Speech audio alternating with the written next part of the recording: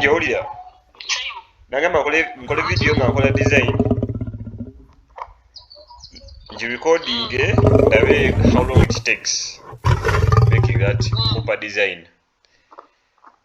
Naye obutalaga nti mbadde njiddusa. Mbadde nsazeewo okukubire so that eddoboozi lisigalamu ate nga njogera n'ebyendi mu kukola nga like wembanga kunnyonnyola bwe tunyumyamu ku bintu ebirala. Simanyi oba oli free.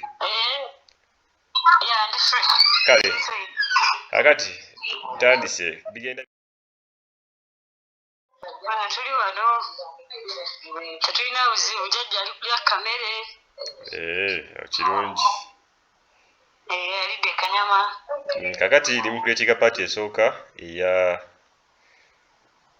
ndi mu opening up, yes, still ndi mu opening up. Jjajja alidde kanyama. Alidde kanyama. Nina okwogera byenkola nga bwe njogera naawe okulaga nti siddusiza video.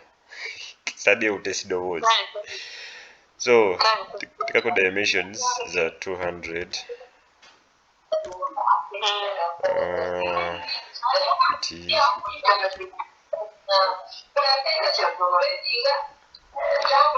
Alidde kanyama. Kijjajja alidde kanyama.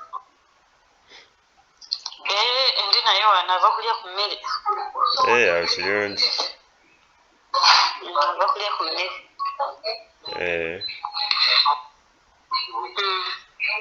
Abatuuse bulungi. Tuli wano talina tabbu. Agira ne tutambulamuko. Yatandise otambula. Yatandise otambula. Yatandise otambula. Nti yatandise otambula. Tumuyimiriza. N'atambula ne tumutazaamuko nga tumukwatidde. So I'm using 200 minus 4.25 to leave allowance over 0.5. 0.5 for welding. Yep. Tuli mu kunoonya ssente. Owulira. Sawa ya kunoonya pesa. Yeah, tuli mu kunoonya ssente. Tegeera mwana. Naye nga bijja kuba bulungi. So we have to put this one for the outside edge. Since we have the other one as an inside. So to create an allowance for welding, the welding bead, and then we usually have to go back for testing. See, then we have this perfect edge. If we flatten, we already have a flat sheet with 4 chambers. So we go for the next part as I talk to my sister Angelina. Dokolaki.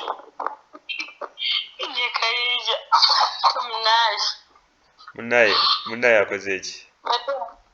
Badde mbuuka. Abakagundi kabaja waggulu. Akayinja ne kanfumita. Ng'olabye. Tolomiziddwa plandikidi.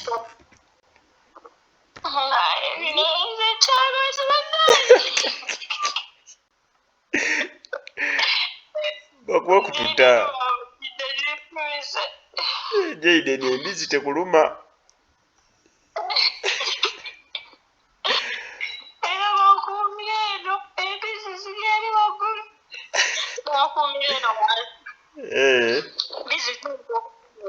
So we go to the custom bend allowance. We keep the K factor constant, though we can use the bend table and other factors. So for the K factor, we leave it at 0.5. Jogera Angel ebikumya kantu olooze.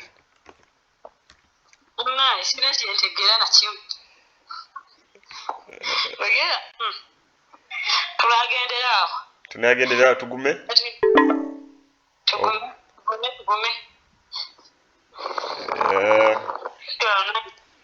Anje. Kuba etonye eyo. Kuba etonye. So we just have to leave this at 1 since we're using a 2mm sheet. I wanted to make it smaller to see how it could be, but it was giving us errors, so we just leave it to 1. This is enough for welding. So I think we are not bad to, we're already good to go, though we can twist the angle and the distance. We can make this 240.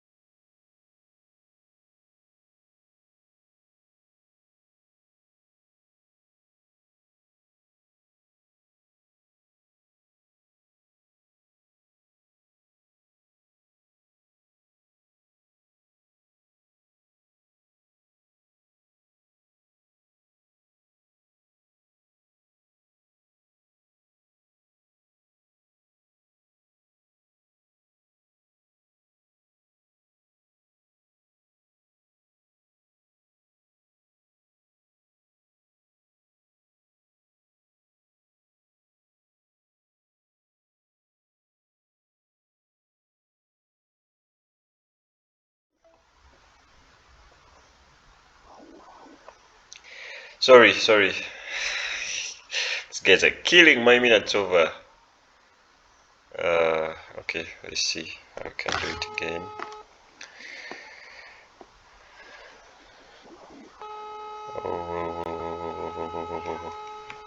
This is 120.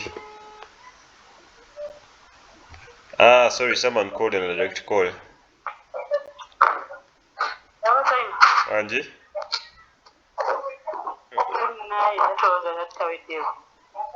Olwadde akubye ku direct call. Olwadde akubye ku direct call. Anange.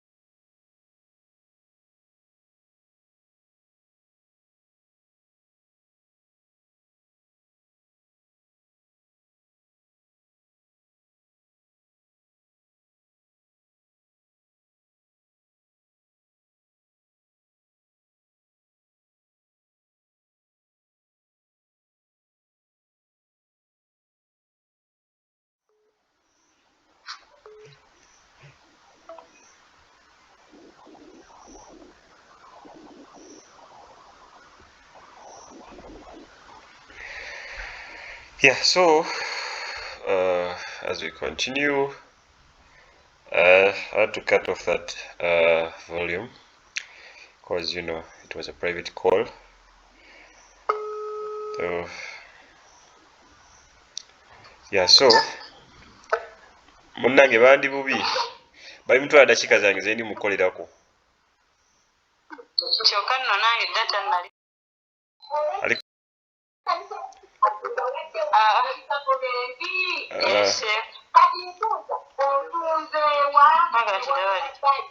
namwode nyingi maja namwode obumonde gabungiko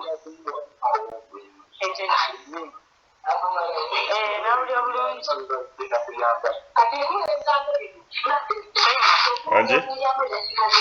Simon Wanji?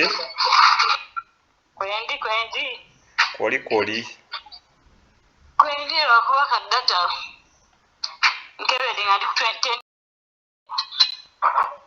20 kanatumazaako Sigata banga ddene make it 20.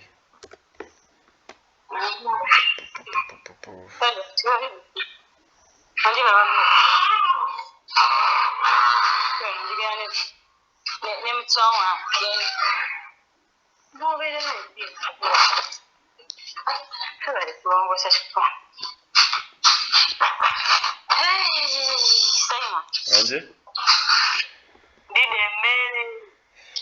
Nga weesiimye nze sinakennaalidde. So we are left with creating the holes for the attachment to the barrel. and this we just have to create some center lines. We have to make sure we put them in the middle, and also create another one here. It has to be vertical, and then also we have to create another one here, another one here. Angel, Yo. you're still there? Yeah, I'm on. Still on. Njagala olabe wava data oyo gwonsaba. Njagala nkulikodye ka video. Olabe wava data oyo gwonsaba gongamba baba wabirinde wasetu.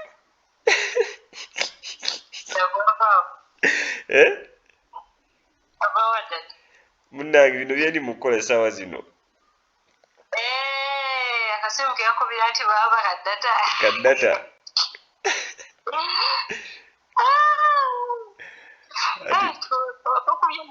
Kati munnange waliwo gayi wano gembadde agira aŋŋamba ayagala kulaba how fast I am with edge flange properties in Solidworks. So yabimanyi naye just kulaga nti video tebadde skipped, teddusiddwa. Okay. That's why I had to call my sister. Okay, boss. So munnange guma data tunoonye data gw'onaakozesa. Kale baba. So otherwise kyendi mukugoba right now, there's someone it's to be paid hourly, so they want to see how.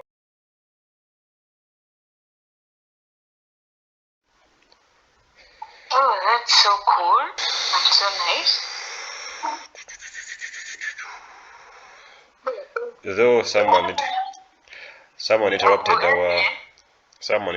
our conversation. Naye dakiika zaffe naye still I think we are still good to go. We're already under 15 minutes and I'm already getting done. Eti nkunyumize. Nga eminga akawega kuba.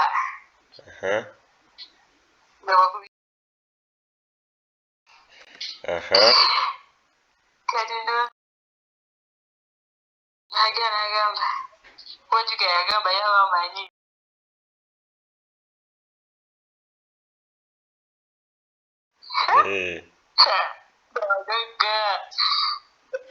Era nagize wagamba mpe kuswete mwani kyalo kintu. Ekitegeeza baddooni kati nange basobola okunjokya.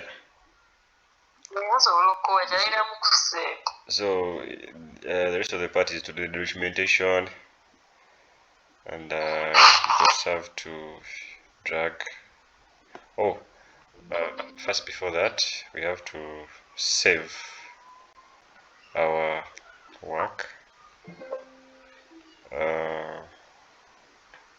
have to first save our work, save no document.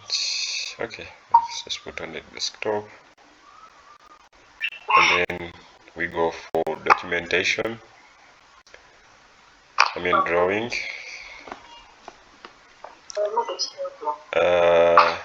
A0 for big sheets, and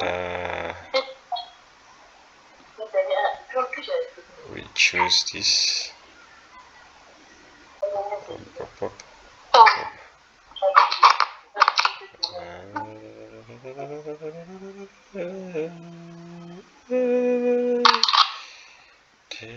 Just want to have these dimetric and isometric views for further references, but otherwise we can have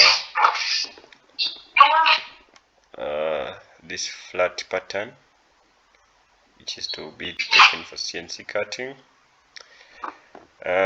So the rest of the work is to adjust the document with these different views.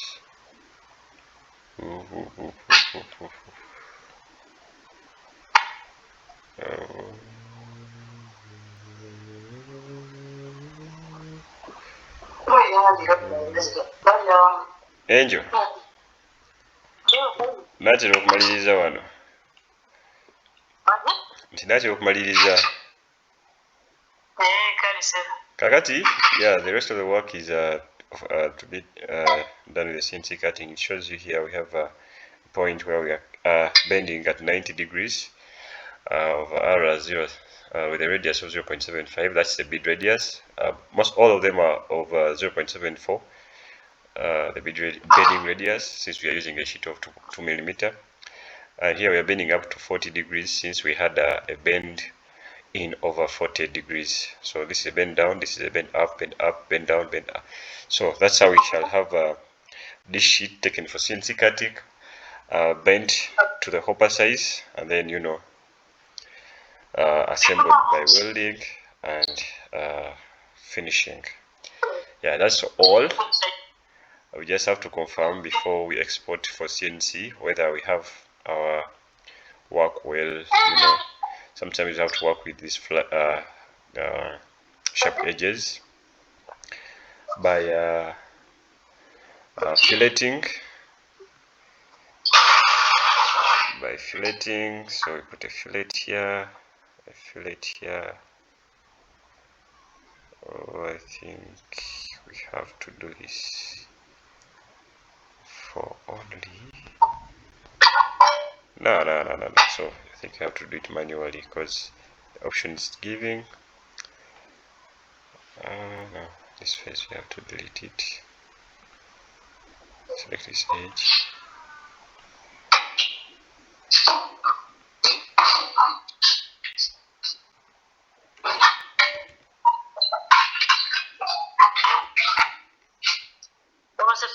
Yo.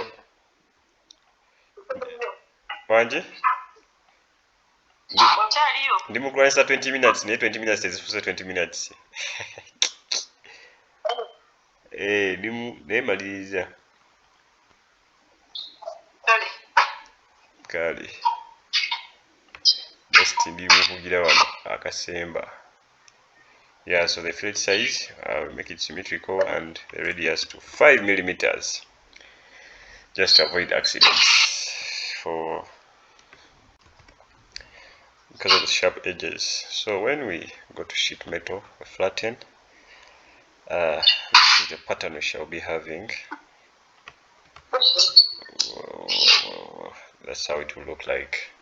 And then when you go back to the documentation, it has to update the drawing since we made some adjustments. So one of the things you have to be careful with, if you make it flat, the documentation will also leave it flat. So you have to come back here and put it out of the flat mode. Then you come back here in the documentation to update the drawing, and you will have your drawing